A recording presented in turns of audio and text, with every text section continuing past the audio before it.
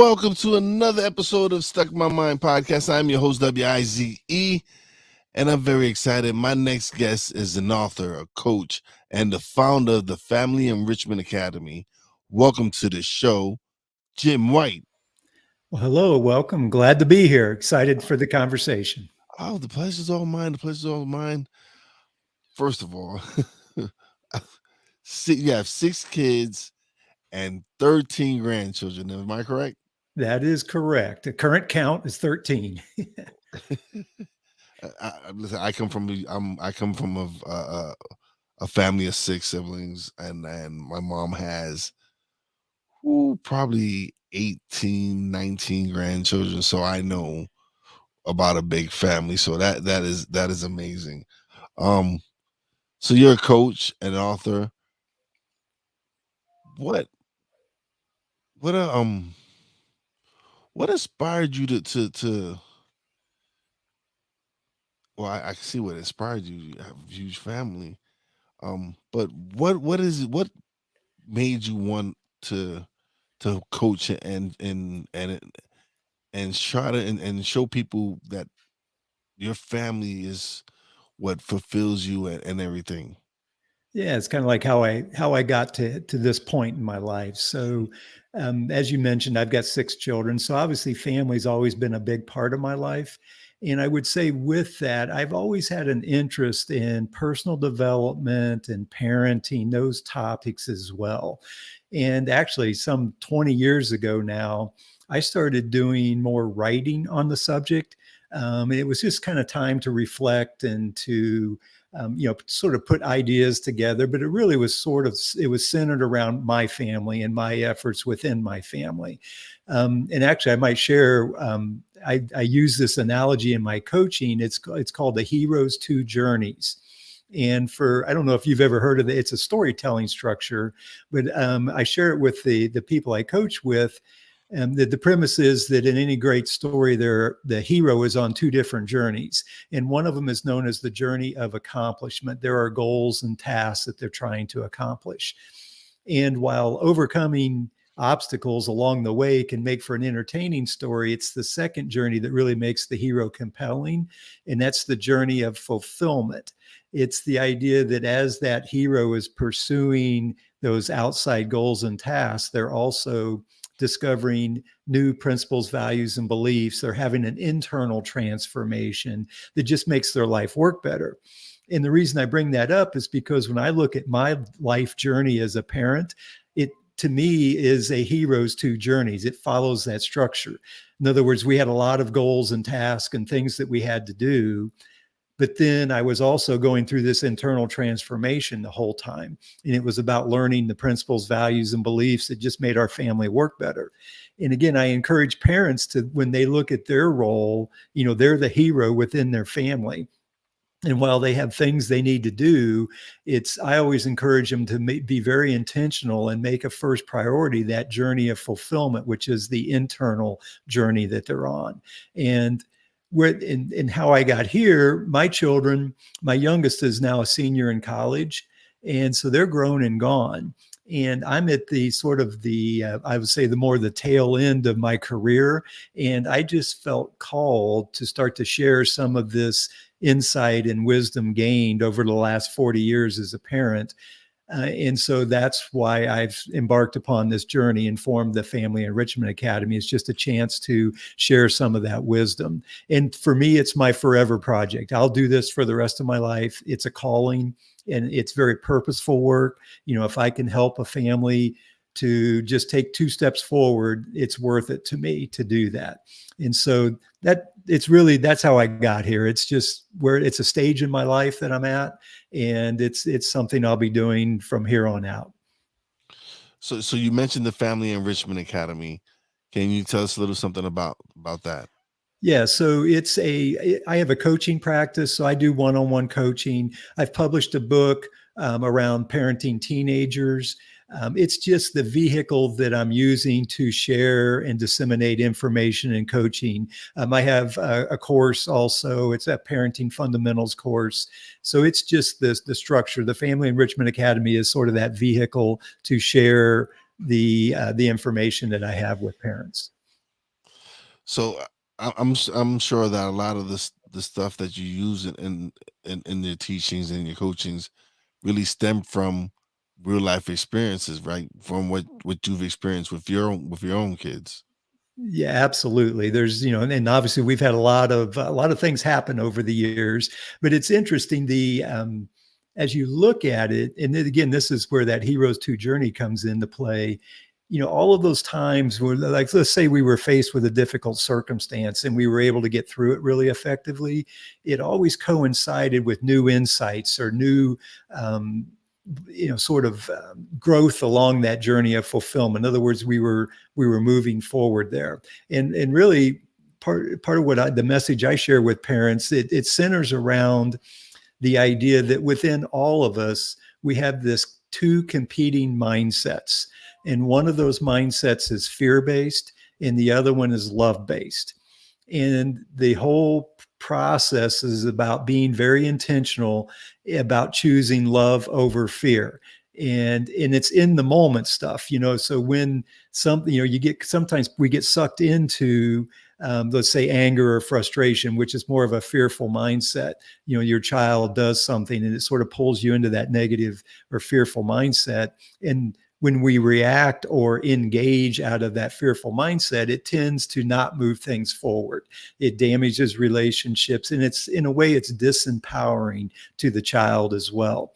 And so part of the work I do is helping parents to recognize, where am I, and then being intentional about choosing to be more love-based, so then they can engage from that perspective. It tends to build relationships, and it's more empowering to the child, to empower that child to be their absolute best, to make better choices, to be more responsible, all of those kinds of attributes, which is really what the parent wants for the child anyway. Yes, yeah, yeah. Excuse me. So can you tell us the importance about a clear and respectful communication within a family unit? So you're talking about respectful communication? Is it? Yes. Yeah. It's, obviously, if we're love based, you're going to have compassion and forgiveness, and you're going to communicate in a way. It's interesting. Sometimes when it's disrespectful, or somebody will say it's disrespectful, it becomes a lot of times when parents say that, it's more of the idea of trying to control what's going on. And part of my message to parents would be that as your child grows, we need to turn over more and more control to them. And then on the flip side of that, what we want to do is empower them to make better choices. So let's say your child's speaking disrespectfully to you. Really, rather than trying to make them stop doing that and trying to control it, and that's, again, what a lot of times, and that's more fear based, and they use fear to try to manipulate that child's behavior. I would encourage them to think in terms of, okay, how can I empower the child to make better choices, and how do I empower the child to be more love based? If that child is more love based, they're going to speak, more kindly, if you will. They're going to have more kindness and more forgiveness and more compassion in the way that they engage with other members within the family as well. So it's about the parent being love based, but then as part of that process, having that child be more love based as well. And we have to teach that and model it. The parent can model that approach as well, which is really very helpful. So it's empowering them to make a better choice around the way they speak, or being respectful. So what role does personal development play in your approach to your family enrichment? Because I know you're very into that. Is that something you've passed on to your kids? Are they really into personal development as well? It's interesting. It's a growth mindset. And, when you have that growth mindset, and I have always had that, again, your children tend to model what you model for them. And so if my children do have a growth mindset, they tend to say, okay, how can we grow and learn and develop? And they're open to that. And that's just an important, and I think it's not so much that I told them to do that, it's just they're sort of following my lead. And I would say my wife is very much that way as well. We've always been, interested in personal development and had that growth mindset. And so a lot of it comes from just that example. And, if parents, that's one of the first steps in your parenting journey, is really to open up to that growth mindset. And another reason why I love the idea of a hero's two journey is because it implies that it's a journey. You never really get there. I mean, I'm certainly not a perfect parent, and I never will be a perfect parent, but I can work to be a little bit better each and every day. I can work to be more love-based each and every day. And actually, I like to describe that as like a continuum. If you think about, from a 0 to 100%, what percent of the time do I engage from a loving perspective versus a fearful perspective? And if right now I'm 60-40, 60% love-based, 40% fear-based, well, tomorrow the goal is to be 61-39. I mean, I just got to try to move forward each and every day. And if parents open up to that then, that's a huge step to allowing them to really transform their families and transform their children as well, because then they start modeling that and setting that example. Do you see, because you have 13 grandkids, do you see your interaction with your grandkids completely different from when you were raising your kids? It's yes and no. So I'll give you the yes part, where it is a little different because I'm not the parent, right? Yes. And so there are certain things that I have to stand back from and allow my child to be the parent and take care of. And so that's certainly, and it could be, if they're, trying to teach a skill or whatever, it's something, it's really the parent's role to be in that. But on the flip side, where it is the same, like one of the fundamentals I talk to parents about is the idea of building connection with your children and being very intentional about that. And with my grandchildren, I'm very intentional about building connection with them. And whether it's conversation, but it's also like I have like 9 strategies in my book for building connection. And one of them is being playful. And so with my grandchildren, I engage and play with them, and it's a way to build connection. I mean, one of the things, I do this thing where, especially when they're little, I can't do it when they get bigger, but I do upside down hugs. So, if they're little 2 or 3 year old, I can pick them up, kind of flip them over. And, it's a playful thing to do with them. And it's kind of, it's a little bit of roughhousing in a way, but that's building connection. And I did that with my children as well. And so that's always there because I want to have that relationship with them. But like I say, there's some things that are really, it's there for the parent should be the one, handling those situations. Awesome. That's great. So you mentioned your book. How many books have you written? So technically 2, although only one is in publication right now. Okay. I mentioned a long time ago, I started writing. Yes. And I put together a book 20 years ago that's now currently not in publication. I'm thinking about bringing it back and getting it reestablished. But that was the first book. And then recently I wrote the book. It's called How to Be the Parent Your Teenager Needs You to Be. And it's available on Amazon. And it's really designed and really focuses on 3 fundamentals. And I'll just share them real quick that are in the book. The first fundamental is around the parent's mindset. It's what we've been talking about being love-based, and it's strategies and techniques to help the parent be more intentional about choosing love over fear. So that's the first fundamental. The second fundamental I just mentioned, which was the idea of building connection, and how can you be very intentional about building connection. And with teenagers, that's really important because that's a time in the life of the child where they start to pull away a little bit. And it's a natural thing for them to start to see themselves as independent and pull away from the parent. But so the parents got to lean into that some, and they got to, they need to be more intentional about, okay, how do I build that connection? And then the third fundamental is around empowerment. It's how do I let go of my need to control everything and shift to more of an empowerment approach and empowering the child to be their absolute best. And so it's centered around what does that look like? What are the skills there? And what's the difference in the mindset when I approach it from an empowerment standpoint? So those are the three key sort of fundamentals in the book. So okay, so I'm sorry. Well, so what do you think is one of the most significant obstacles for families today, and how can they overcome them? So if we start with teenagers, um, obviously the one that always pops up is social media and screen time. That's become a huge issue or concern for most parents. And I actually have a workshop on social media and teenagers. And interestingly, what's related to that is there's also in recent years been an increase in anxiety within our youth. Especially those teenagers, that the amount of anxiety that they're experiencing has been, they've done a lot of research. It's much greater than, say, 10 or 15 years ago. And actually, those two items are connected. There's been a lot of correlation between social media and then this rise in anxiety. And so that's probably one of the biggest obstacles.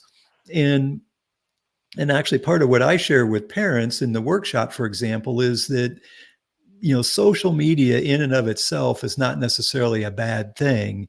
It's irresponsible use of social media that becomes the issue. And I use the analogy, it's like a car. I mean, when a 16-year-old child gets that driver's license and they have access to a car, the car in itself is not a bad thing. In fact, it can be an awesome advantage for the family when they have another driver. Somebody else can pick the little brother up at swim practice or whatever it might be, or run to the grocery store. But that same car, if used irresponsibly, can become very dangerous at the same time. And social media is very much the same. And so that's a mindset shift. It's okay, how can we help that teen be responsible and be mindful and thoughtful about their social media? And again, it goes back to control. A lot of times parents will want to jump in and just control it and sort of make the teen follow certain rules around social media, which when they're really young, you can get away with that. But part of the issue is by the time they get to be 15, 16, 17, they start to really resist those rules. And by the time they're 18, 19, 20, and they're out of the house, they're on their own, you really lose that control. And so my argument is start in trying to teach them to regulate it and manage it themselves so that they have the ability to deal with it. And it does, when they're 23 years old, then they can handle it. And they're not then in deep trouble around social media, for example.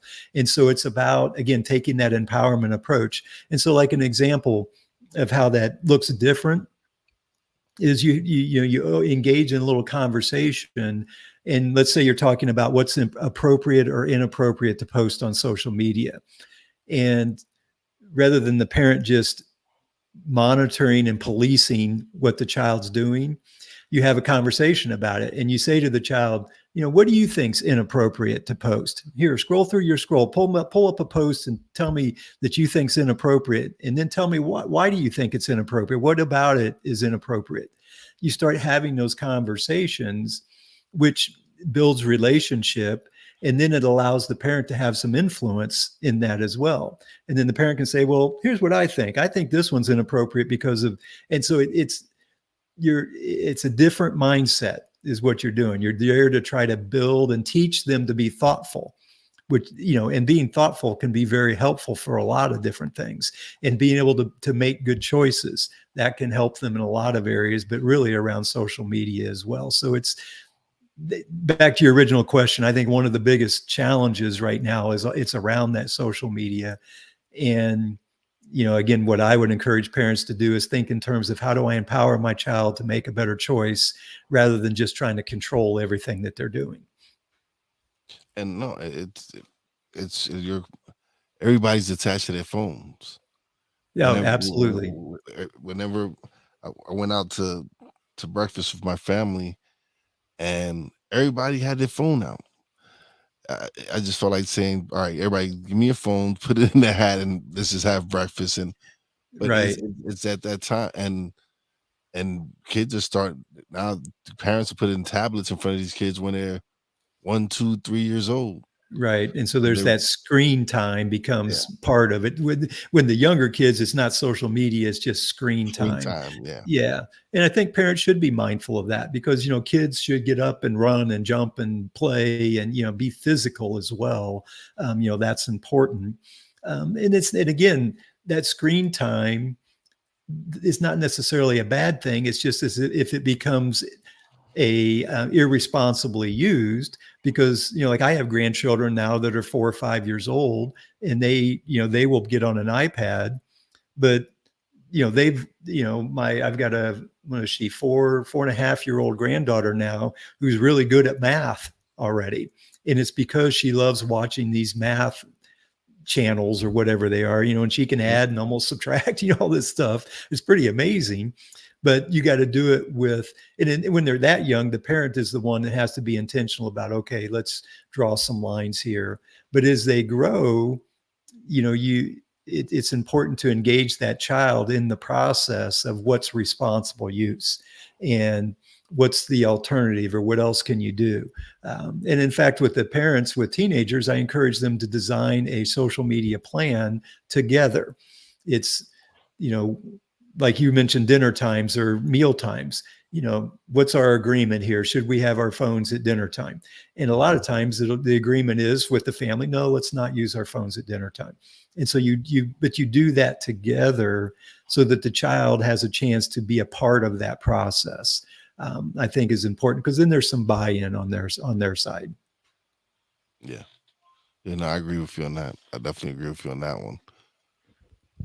What else? Hold on. So, what are some of the most difficult issues you dealt as a parent? For us and during our parenting journey, Yeah. probably one of the biggest challenges we had, one of our daughters, during high school started, sometimes, they'll get a little bit involved with drinking and what have you in high school. Then she went off to college and it became a bigger problem. And so it was dealing with the drugs and alcohol kind of a scenario, especially through those college years. It was something that we had to kind of deal with and work our way through. And it's interesting, when you look back, sometimes you think, well, maybe I should have handled it differently. And I'll just go ahead and share this particular story. It was this particular daughter was a really good student. And consequently, when she went to college, she had an academic scholarship. And so her full tuition was being paid as a result of this academic scholarship. And she got started freshman year, and we started noticing, okay, there's signs that maybe she's having a little too much fun, if you will, once she was at college. Some of the stuff was starting to happen, but she was still getting good enough grades to maintain the academic scholarship. And that's partly because she was a good student, right? So she was able to kind of do both. And it's interesting when I look back, if she had not had that scholarship, we might have said, you know what, you're coming home for a little bit to try to get things back in order. But because she had the scholarship, we sort of hung on there maybe longer than we should have, because if she left, she would have lost it. But so that was one of those challenges that we have, and it's hard sometimes. And I would throw to parents, I mean, it's okay to not know the answer, because when you go through these scenarios, I always tell parents too, there's a first time for everything. That was the first time we'd ever been through a situation like that. And if your oldest child is 16, you only have they're going to be 16 years old, and that's the first time you've ever had a 16-year-old. But then when they turn 17, that's the first time you've ever had one of those too. So it's constantly new stuff that's coming along. And so that's again why it's a journey. And I'm part of what I like to share with parents is, just try to stay love-based as much as possible. Let that guide you. When you're there, let that guide your decision and your thoughts. And the beautiful thing is that if you make a mistake, you can always go back and repair it. And you can always repair that relationship, or there's always a way to move things forward, especially when you're love based. And then that particular daughter, she graduated college, but her degree was not what she wanted. She ended up continuing on her own dime at that point and getting a nursing degree. And she's now married with 3 of the grandkids, and her life is going, well and great right now. So, she made it through that period, but it was a challenge at the time, and it challenged us for, okay, what's the right thing for us to do? What's how do we deal with this? And it's just part of the journey. It's part of the process. Yeah, and it is. It's with anyone's story. Um, even with me, uh, like I said, I didn't know any. I don't have a background in media. I didn't do any of that.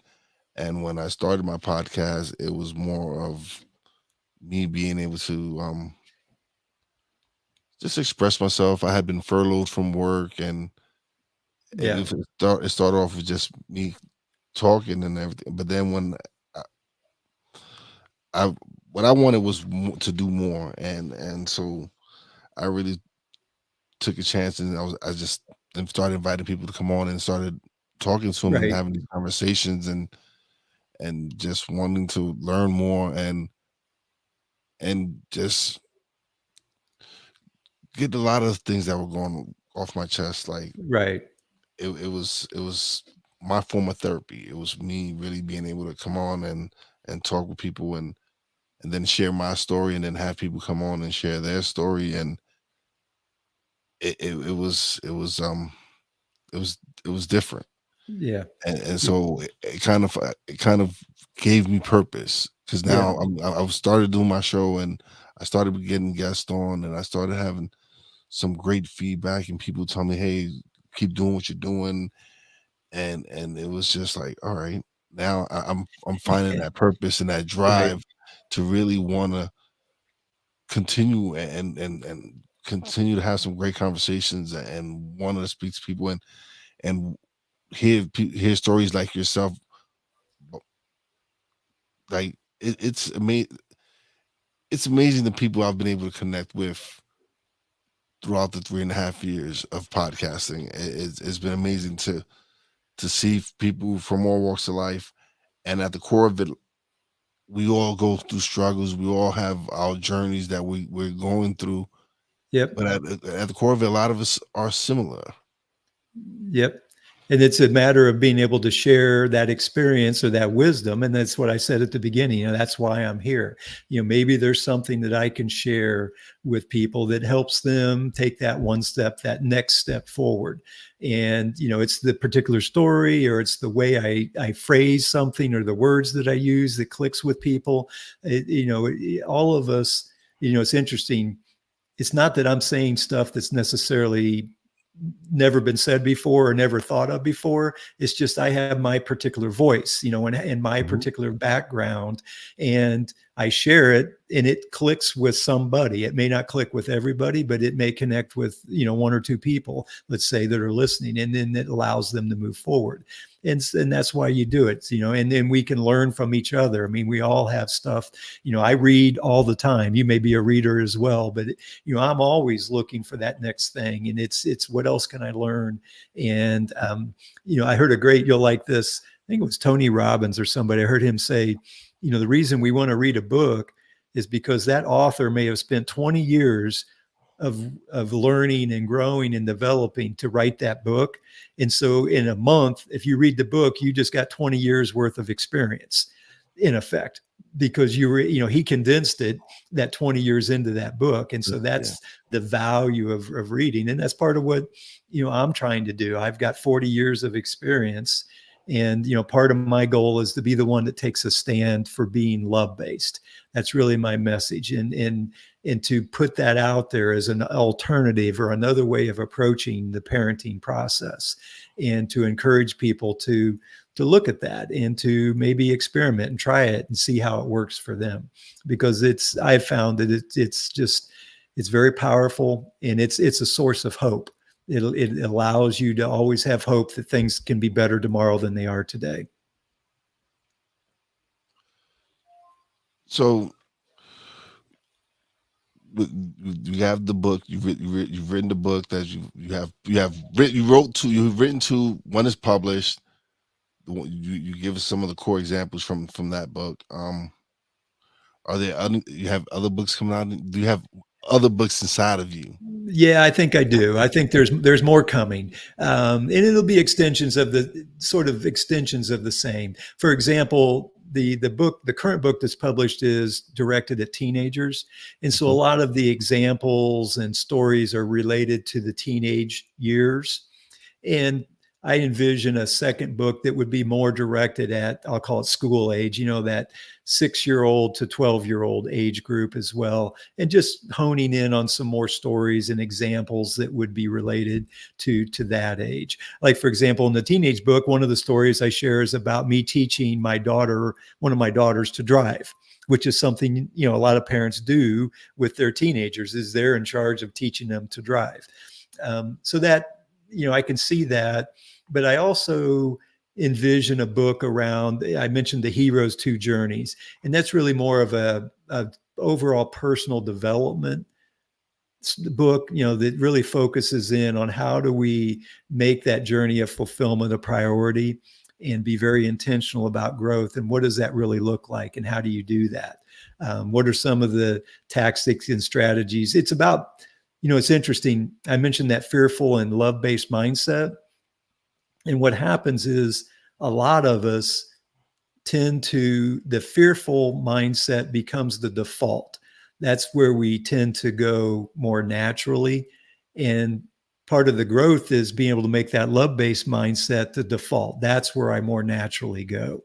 But it's just like, developing a new exercise routine. You got to get in there and do it and Yeah, practice on a regular basis. So you develop that muscle, if you will, in that muscle memory.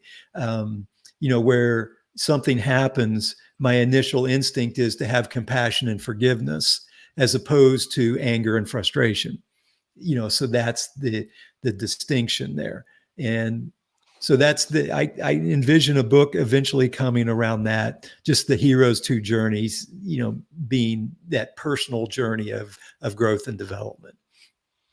yeah, because it's definitely two phases from that 6 to 12 years old range Yeah. to teenagers, and um,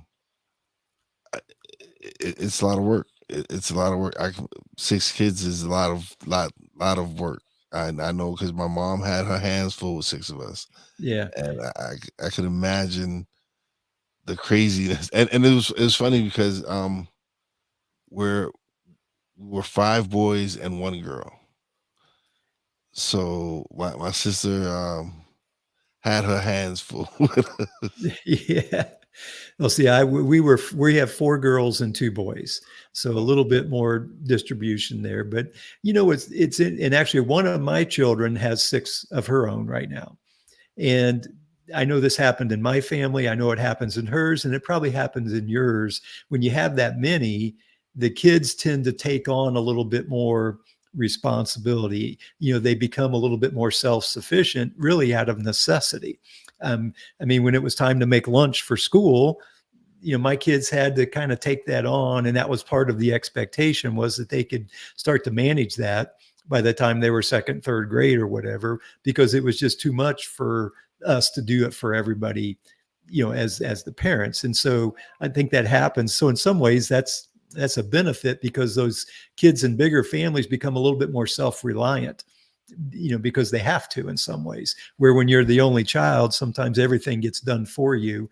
Yeah, um, and you don't have that benefit necessarily, unless the parent's very mindful about that, and encourages the child to be more self-reliant.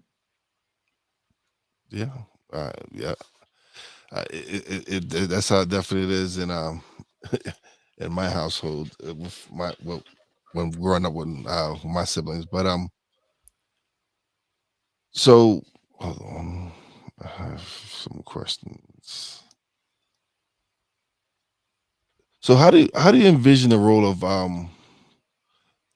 of personal development in the ever-changing landscape of family dynamics? Do you think more families are gonna start gearing towards personal development within each other, like the entire group, or does it takes the parents show, like you said, yeah, parents showing that, hey, this is what needs to be You know, done, or yeah, I a lot of times I share with parents that the parenting process is really a personal development program for you. It's it's a place for you to practice your skills and to grow and develop as a person. In both being able to manage their mindset and being effective in managing their mindset.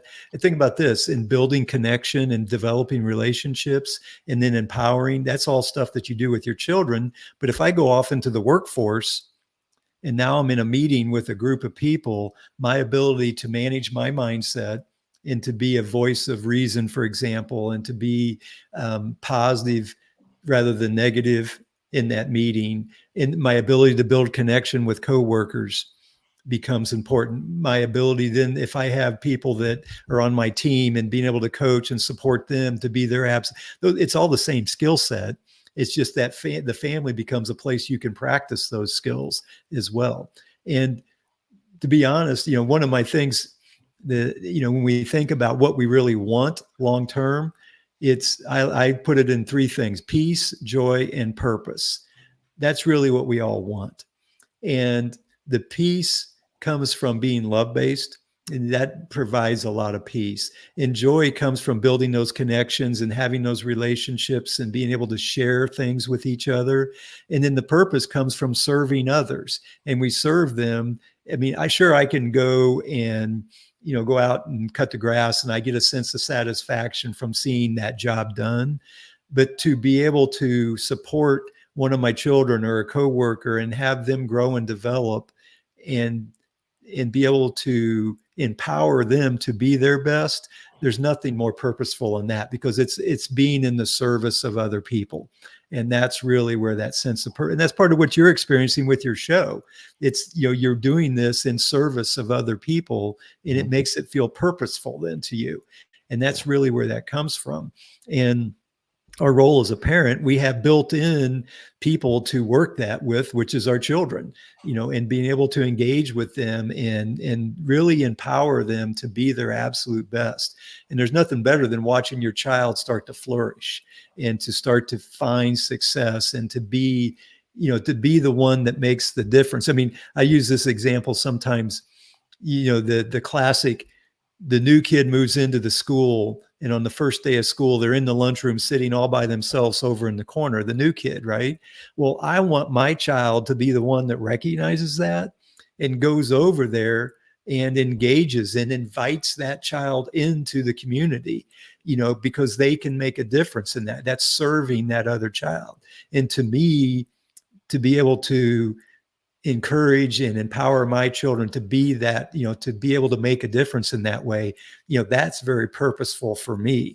And that has more meaning and impact than necessarily getting a good grade on a spelling test, because it's about them being a good person, and being love-based and being caring and concerned for others. So yeah, it's about that parenting process. It's having that growth mindset, but it's really an opportunity to grow. It's a chance to practice those skills. absolutely. Jim, this has been great. I've had a wonderful time hearing you talk about parenting, and um, but now is the time where you get the solo screen. You get to plug away where they can find a book, where they can get coaching from you, everything. All right. Well, I appreciate that. So again, the website is familyenrichmentacademy.com. And actually I have two resources there that are free resources for parents. The first one is, it's kind of directed at the parents with teenagers. It's 10 questions you should never ask your teenager. They're like conversation killers, because one of the biggest concerns that parents with teenagers have is, my teen won't talk to me. And so the premise is you need to ask better questions. And so I have that resource. It's a free resource. It's right there on the homepage. You can download that. And then I also have 10 parenting tips. It's like my top 10 parenting tips that you can download for free as well. So again, the website's familyenrichmentacademy.com. And there's a tab also for coaching and the products. And so you can go there and see, either set up a time to explore one-on-one coaching, or the parenting fundamentals course is listed there as well. And I also have a link to the book, and the book's on Amazon. And again, the book's entitled How to Be the Parent Your Teenager Needs You to Be. And again, it's available on Amazon, but that link is on the website also. So love to be able to, I always say it's an honor and a privilege to be able to serve people as they move along that parenting journey. And just would love to have the chance, if anybody is looking for some help, maybe we can help you out. All the links are going to be in the description. Actually, the resource, the free resource, I got the link. It's in the description now. I will be putting the website and everything else in the description. So definitely go check it out if you want to get the free resources. If you want some free coaching, definitely go to the website, and then and get an opportunity to get coached from Coach White, because he has 40 years experience, 6 kids, 13 that's it's a lot of experience. Believe me, I know my mom had she worked with kids is hard. Raising one child is hard, so I can imagine raising 6, and that's no easy task, man. Salute to you and your wife. Well, thank you. It's been an honor being here. I just really enjoyed it as well. And thank you for the work that you're doing and just the information that you're sharing. And, it all makes a difference. That's what we're here for. Listen, if anyone can benefit from what we're doing right now, if anyone who tunes in later on, catch the replay, and they're struggling with their teen or struggling with their kids, if they can, if you can help them, this is why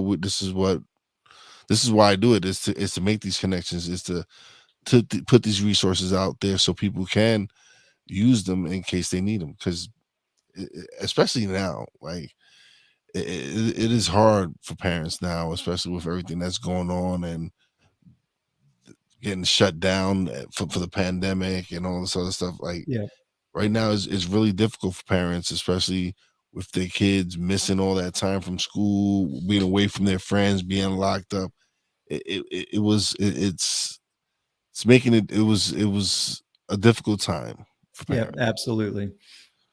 And so if anything that we talked about, or anything you talked about, and if it's there for someone to take advantage of it and reach out to you, this is why I continue to do my podcast and to share this content with people. Well, thank you again. I appreciate it. Thank you, but don't leave just yet. Let me close out the show, and we'll chat a little bit off the air, but it was wonderful having you on as a guest. All right. Perfect. Thank you. Thank you. All right. Shout out to everybody who tuned in. Big shout out to my Real Wise fan, Poppy J, Brandy J. Shout out to the boss lady. Appreciate you and love you. And as always, big shout out to all the essential workers out there. God bless you. Be safe. You know how your boy Wise does it. Peace out.